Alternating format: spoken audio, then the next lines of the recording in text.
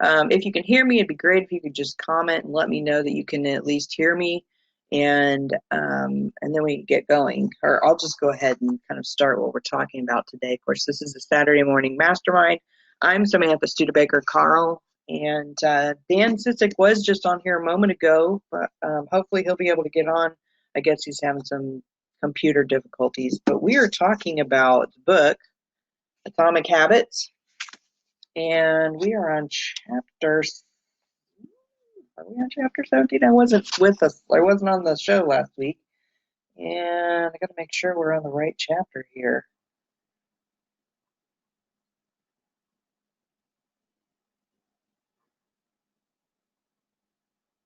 Oh, okay, yeah. Okay, chapter 17. I had to kind of look through this really quick. There's usually a story at the beginning of each chapter that kind of discusses, it just kind of illuminates the topic of the chapter. But anyway, how an accountability partner can change everything is the topic of the chapter, and he starts this chapter out talking about how this one law school. Well, I mean, obviously he was a lawyer, but Roger Fisher. And after he spent 34 years specializing in negotiation and conflict management, he founded the Harvard Negotiation Project and worked numerous countries with world leaders on peace resolution, hostage crisis, diplomatic compromises, etc. And so it was an interesting thing because he was talking about the strategies that could prevent nuclear war. And one of his suggestions was that, of course, he was referring to the fact that, for the president to push the button on nuclear bombing, he doesn't actually see that effect of the people right in front of him. It's out there. It's kind of separated from him. And so his suggestion was to put the nuclear weapons codes in a capsule and then have it embedded in a person.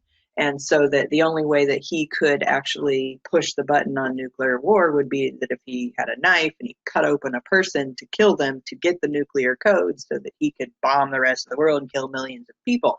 And the whole theory was that, this brings the death of millions right in front of his face so that he tries every other possible resolution in order to, instead of nuclear war. And hey, are you on there, Dan? I thought I heard something in the background. There you are. Can you hear me? Yeah, I'm here. Awesome. All right. So yeah, I was just talking about the story of the lawyer and the president and the the capsule inside the person's body. I don't know if you already talked about that because I couldn't hear you when I jumped on here. So either way, I just figured I'd just start talking about that.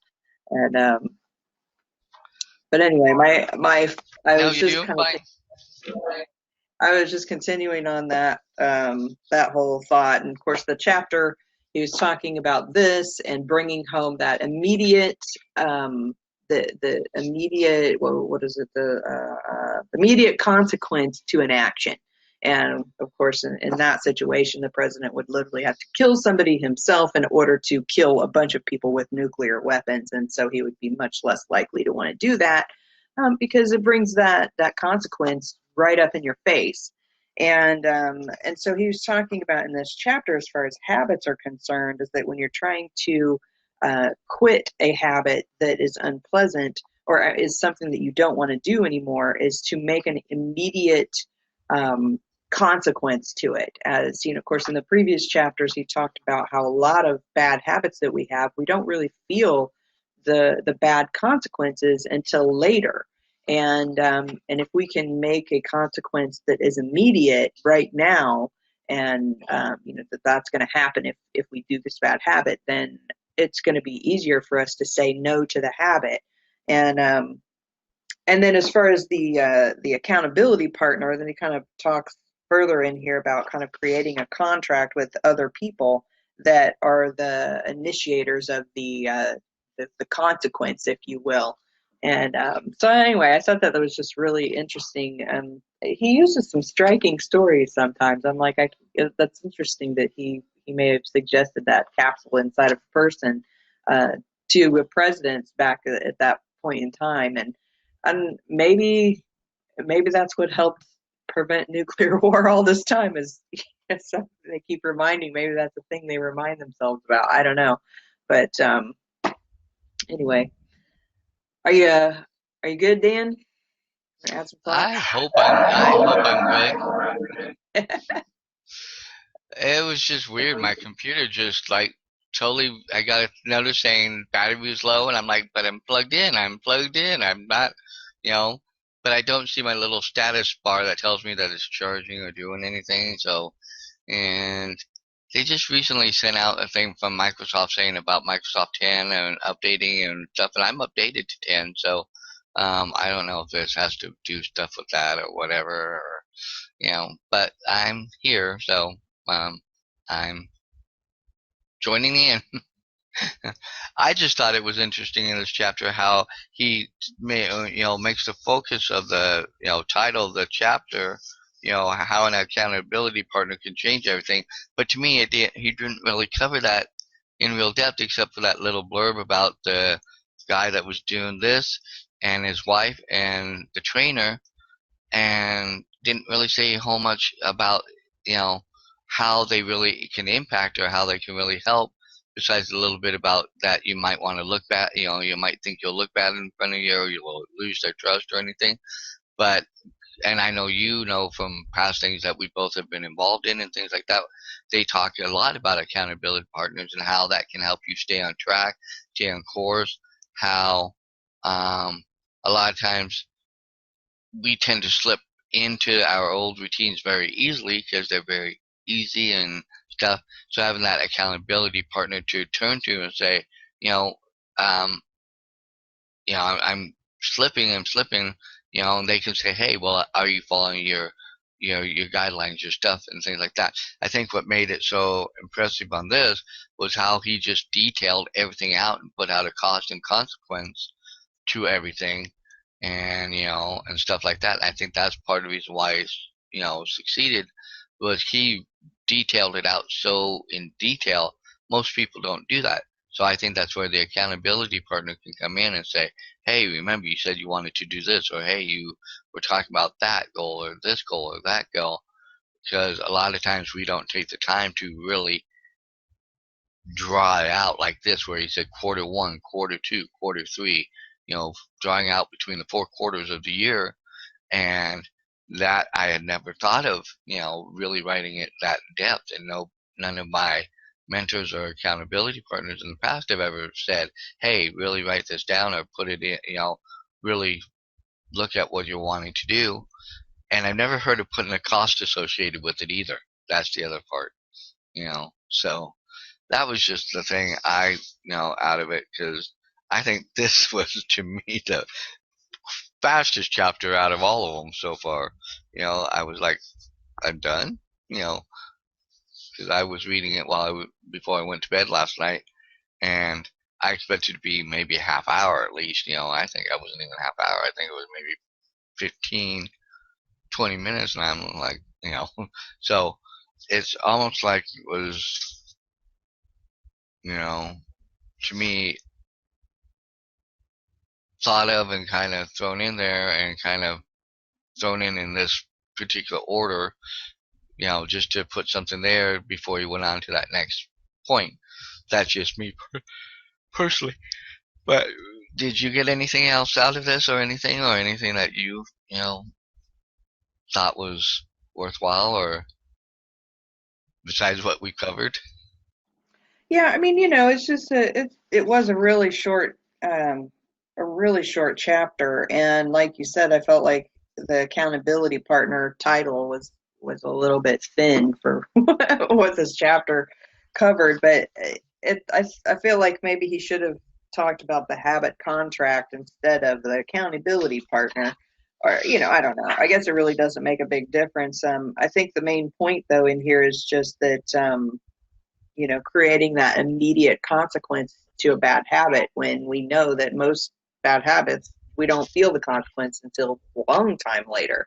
A lot of times years later, depending on what the habit is, particularly if it's, eating not so great food, or,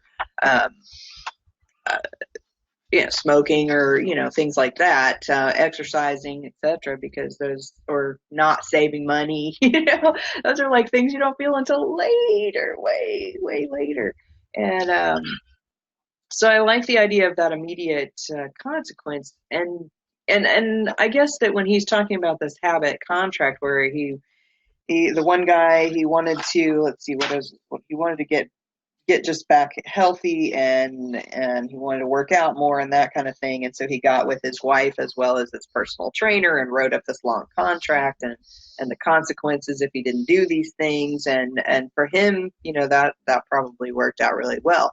I don't know that I can sit here and think that I'm going to write out a written contract with my husband, between the two of us, and write out these things that we're going to do or not do, and what will happen. I don't know that I'd go quite to that extent of it.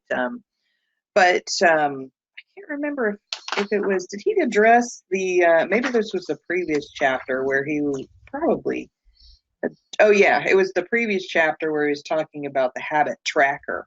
And, and that kind of helps me. I can create a calendar and say, for this whole month, we're not going to eat whatever, and I can cross out each day that we achieved that. And that kind of is, I feel like that kind of visual thing is helpful, because then I can see, okay, well, this month I only fell off the wagon 4 times compared to, probably before we started this, then we were off the wagon every other day, that kind of thing. So um I think that for me feels a little bit better than like this extreme habit contract thing. So, Well, in the chapter under where the part that says the habit contract, he goes on to talk about the first seatbelt law was passed in New York on December 1st, 1984. And at that time, just 14% of people in the United States regularly wore seatbelts.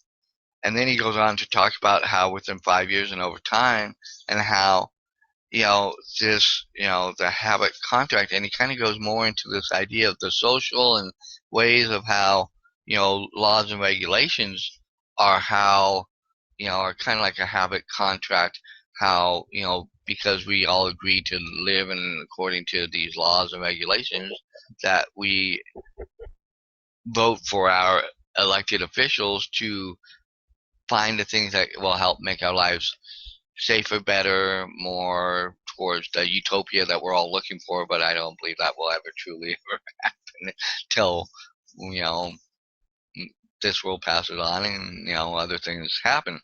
But, and that's where I think,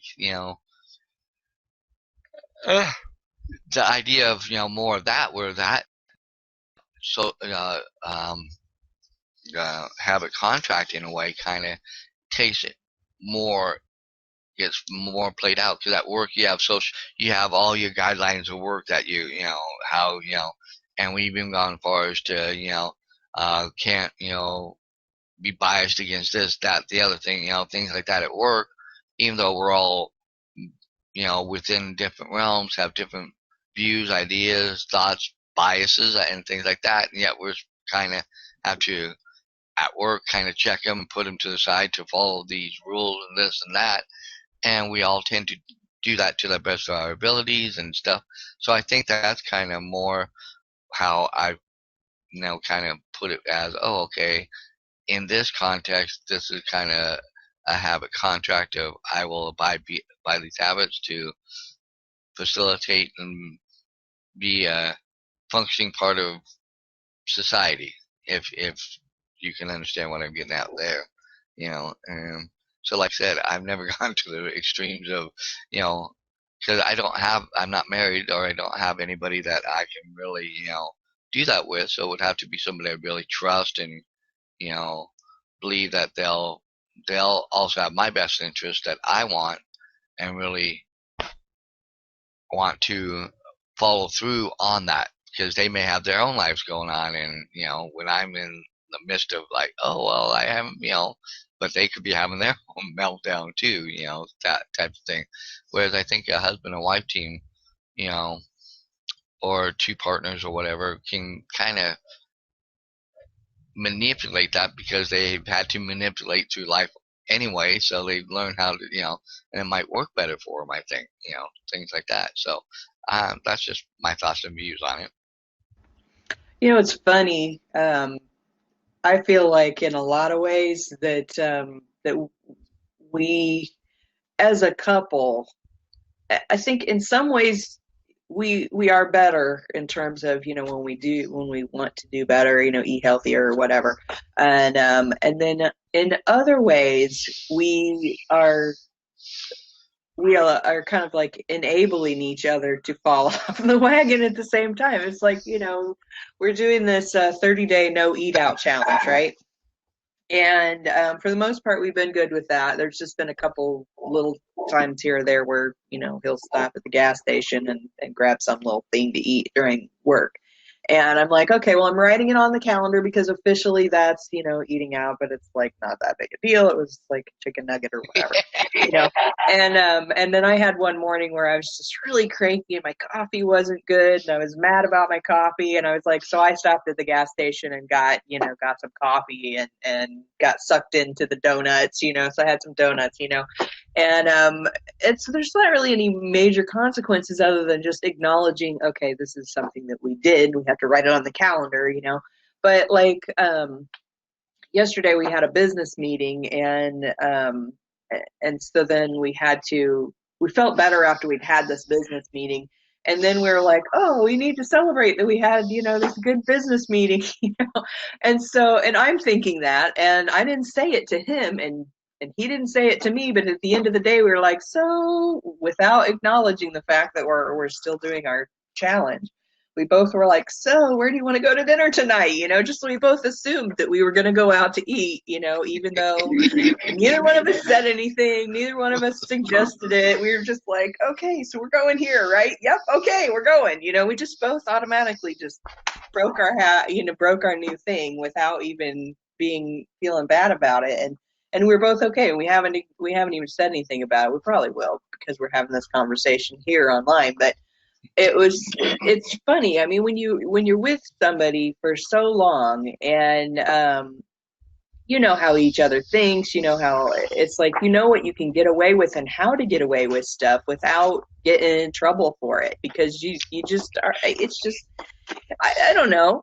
Even if we had written out a contract and we both agreed to it, we both would have broken contract without even thinking twice because we're both on the same page about it, and yet then we're at the grocery store. I'm better at the grocery store, avoiding stuff than what he is, but it's funny. It's so freaking funny sometimes because we're like at Costco the other day and we're just supposed to get stuff because we are weaning ourselves off of a number of different things in our diet as we get rid of them, and working towards getting on the Whole30 plan. I don't know if you've heard about that, but it's online if you want to look it up. Anyway, so we're working on getting on this, and which means that we can't buy any of the things that are not in the Whole30 plan, and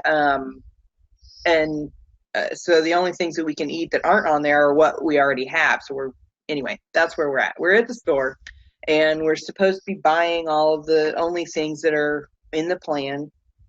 And Costco has these. They don't have them all the time. They only have it certain times of the year where they have this 3-pack of these cinnamon cakes that are so freaking good. They're like crazy good.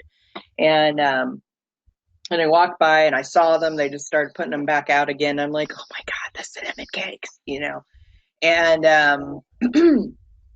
but I didn't get them. I didn't put them in the cart. And so we went on with our shopping, and I looked down in the cart, and he had put them in the cart. It's just like, oh my God. So anyway, it's just little things like that. And of course, we didn't buy them. I put them back, but I think that partners can be good in a lot of ways, and then in other ways, we kind of enable each other to not do what we're supposed to do also.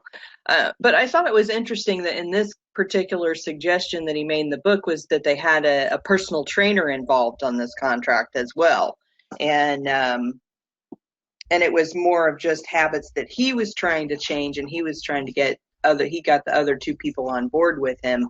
And, she wasn't, I don't know if she was trying to do the same thing that he was or not, but anyway, that was interesting.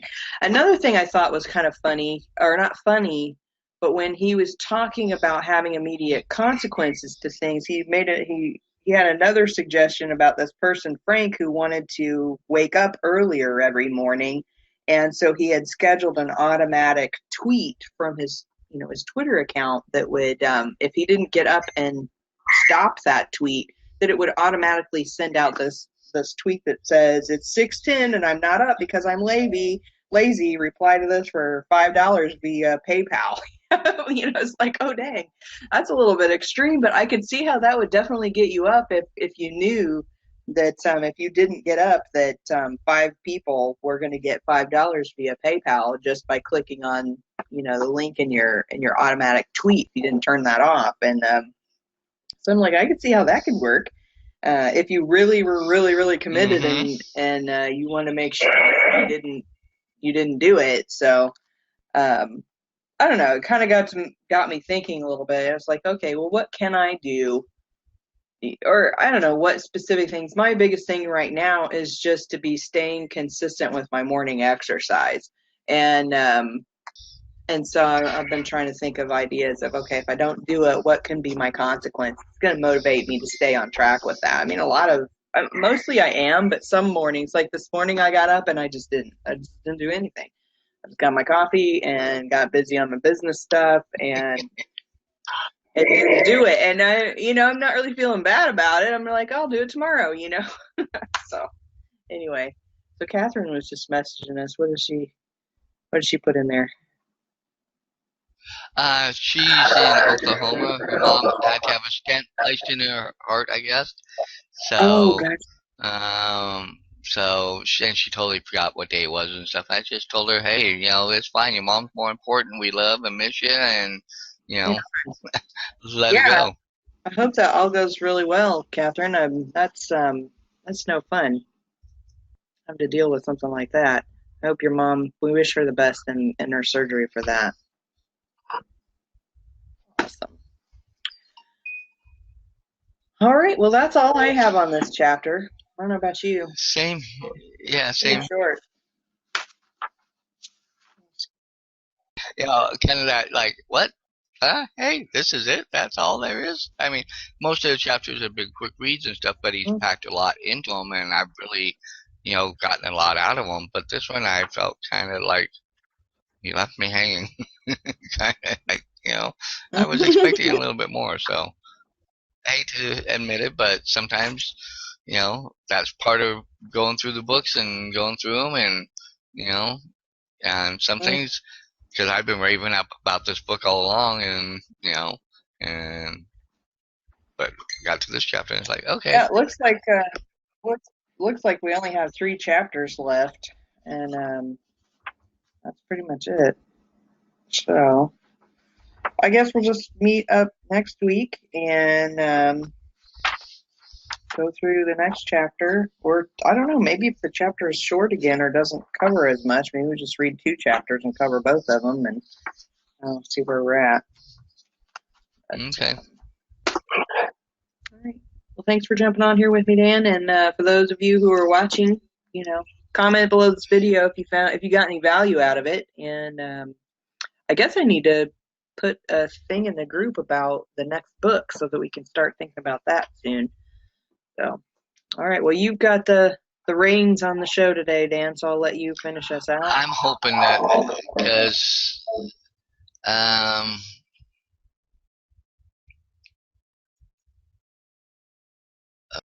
okay, stop it again. Oh, stop.